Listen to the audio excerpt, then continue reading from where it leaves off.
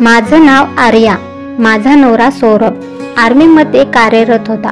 तो सुट्टीवर घरी आला होता तेव्हा त्याच्या आईवडिलांनी जी मुलगी त्यांच्यासाठी ठरवली ती मीच होते. सौरभने मला पाहिलं आणि अलगद हसला. त्या एका नजरेतच त्याने मला पसंत केलं आणि मग आमचं लग्न झालं. सौरभला एक खास सवय होती, डायरी लिहायची. दररोज वेळ मिळाला की तो त्याच्या मनातलं पानावर उतरवत असे. एक दिवस तो ड्युटीवर गेला होता. मी माझी खोली आवरत होते तेव्हा अचानक मला त्याची डायरी सापडली. कुतूहलाने मी ती उघडली. त्यात सौरभने लिहिलं होतं, माझं आणि आर्याचं लग्न नुकतंच झालं होतं. 2 दिवसांची गडबड, शेकोटी सारखं तापलेलं घर, पाहुण्यांची रेलचेल, हसणं खिदळणं आणि मध्येच माझी पत्नी नववधू आर्या. तिचं नाजूक हास्य, तिच्या डोळ्यात थोडासा संकोच होता पण त्यात एक स्वप्नवत चमकही होती. दुसऱ्या दिवशीचा पहिला दिवस आणि माझी आणि आर्याची पहिली खास रात्र होती, जिचा वेध दोघांनाही मनोमन लागलेला होता. घर थोडं शांत झालं. आम्ही दोघं आमच्या रूममध्ये गेलो. आता फक्त आर्या आणि मी. माझ्या हातात चहाचा कप होता आणि तिच्या नजरेत एक धीर गंभीर ओढ होती. ती स्वतःला सावरत होती. नवीन घर, नवीन माणसं, नव्या जबाबदाऱ्या आणि आता हे नवीन नातं, ज्यात केवळ शरीर नाही तर मनाचंही संपूर्ण उघडकरण अपेक्षित असतं. तेवढ्यात तिच्या पोटात एक असह्य कळ उठली. एक थरार तिच्या संपूर्ण शरीरातून गेला. ती गडबडून उठली, बाथरूममध्ये धावत गेली आणि तिच्या अंगावर काटा आला. तिला पाळी आली होती. लग्नाच्या दुसऱ्याच दिवशी ती स्तब्ध झाली. आरशात पाहिलं, कपाळावरचं कुंकू, केसातील फुलं, कानात झुमके, छान दिसत होती, माझ्या स्वप्नातल्या राणीसारखी. पण तिचा चेहरा उतरला. त्या क्षणी तिला तिचं नववधू पण नकोसं वाटायला लागलं. सौरभ काय विचार करेल, आमची पहिली रात्र आणि मी असं. तिच्या मनात विचारांचं तांडव सुरू होतं.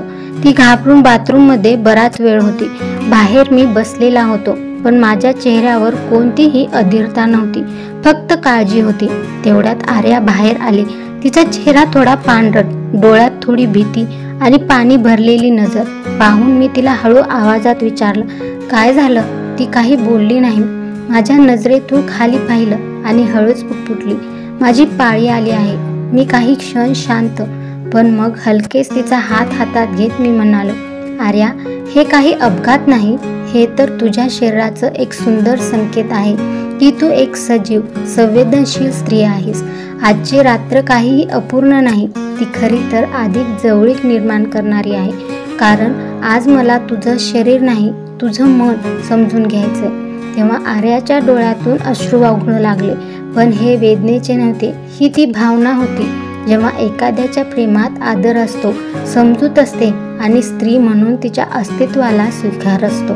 मी तिला अलगद जवळ घेतलं. तिच्या डोक्यावरून हात फिरवत म्हणालो, तुझ्या प्रत्येक अवस्थेत, प्रत्येक रूपात मी तुझ्या सोबत आहे. मला हे नातं शरीरानं नाही तर माणूस म्हणून जोडायचं आहे. त्या रात्री आम्ही शरीर एकमेकांना दिलं नाही पण मन, विश्वास आणि एक खरं नातं एकमेकांच्या हाती सोपवलं. स्त्रीचं सौंदर्य तिच्या नाजूक साडीत किंवा तिच्या लाजणाऱ्या नजरेत नसतं तर तिच्या वेदनांनाही समजून घेणाऱ्या माणसाच्या मिठीत असतं. लग्न म्हणजे शरीराची नाही, मनाची नाती जुळणं असतं आणि हीच ती खरी पहिली रात्र होती, जिथे आदर, समजूत आणि प्रेमाची खरी परीक्षा झाली आणि दोघंही त्या परीक्षेत खरे उतरलो. सौरभची डायरी वाचताना माझे डोळे पाणावले. मला जाणवलं मी किती भाग्यवान आहे. त्याच क्षणी मी ठरवलं, आज मीही माझ्या मनातलं सौरभला लिहून पत्र पाठवणार. मी त्याला पत्र लिहिलं, प्रिय सौरभ, तुझं डायरीतलं पान वाचलं आणि माझ्या हृदयाला आधार मिळाला. तू मला समजून घेतलंस, स्वीकारलंस, हे माझ्यासाठी सगळ्यात मोठं वरदान आहे. मी रोज देवाला सांगते, माझं काहीतरी पुण्य आहे म्हणूनच मला सौरभ मिळाला. तुझं प्रेम माझ्यासाठी कवच आहे. तू कुठेही असो, माझं मन तुझ्या सोबत आहे. तुझीच आर्या. काही दिवसांनी सौरभचं उत्तर आलं, प्रिय आर्या, तुझं पत्र वाचून माझ्या डोळ्यात पाणी आलं. तू म्हणतेस माझं काहीतरी पुण्य आहे म्हणून सौरभ मिळाला, पण खरं सांगू, माझं खरं पुण्य म्हणजे तू आहेस. आपली पहिली रात्र माझ्यासाठी अनमोल आहे. त्या दिवशी मी ठरवलं, मी तुला फक्त पत्नी म्हणून नाही तर व्यक्ती म्हणून जपणार आहे. मी लवकरच सुट्टीवर परत येईन आणि तेव्हा माझं मन, माझी डायरी आणि माझं संपूर्ण आयुष्य तुला देईन. तुझा सौरभ. मी त्याच्या येण्याची वाट बघू लागले. मी त्याच्या आठवणीत रमून गेले. पण नियतीला काही वेगळंच मंजूर होतं. एक दिवस दारावर टकटक झाली. 2 आर्मीचे जवान उभे होते.